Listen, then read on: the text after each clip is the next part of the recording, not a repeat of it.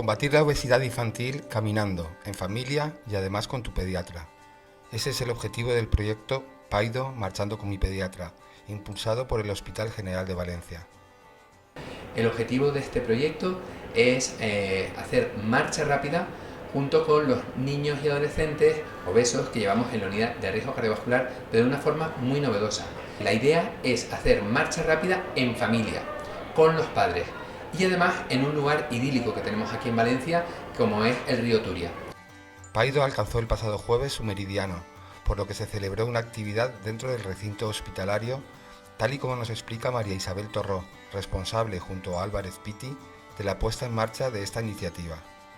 Es un proyecto que inauguramos hace aproximadamente ahora un año y que ya es la segunda emisión que tenemos del mismo.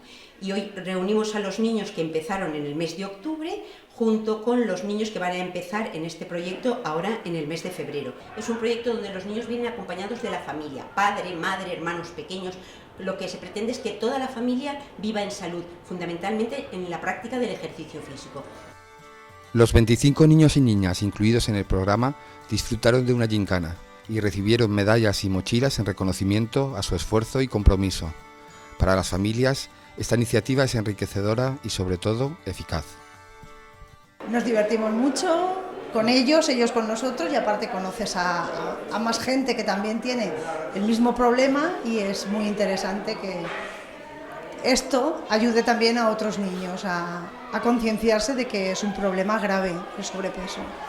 Al mismo tiempo, en el salón de actos del hospital se reunieron 25 nuevas familias que van a integrarse por primera vez en el proyecto y a las que se les explicó el funcionamiento y la dinámica de la actividad. El Hospital General de Valencia nos ha apoyado en todo momento para llevar a cabo esta actividad, y además contamos también con la colaboración de la Regidoría de Salud, Sanidad y Sports del Ayuntamiento de Valencia, a los cuales presentamos la idea y nos ha estado apoyando durante todo este tiempo.